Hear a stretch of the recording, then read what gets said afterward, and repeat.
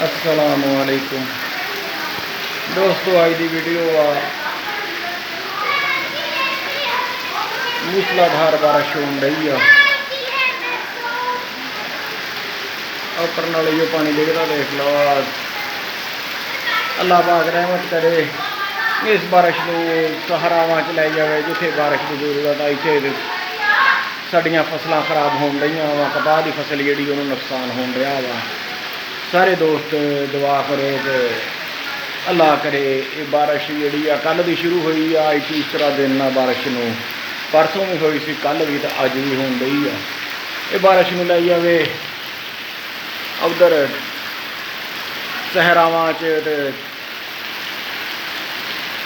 पहाड़ी इलाकों जिथे बारिश की जरूरत होंगी आ, जितों पानी निकल जाता। साडा इलाका बारिश बर्दाश्त नहीं कर सकता। कपाह का इलाका, कपाह की फसल बिल्कुल खराब हो जाती है।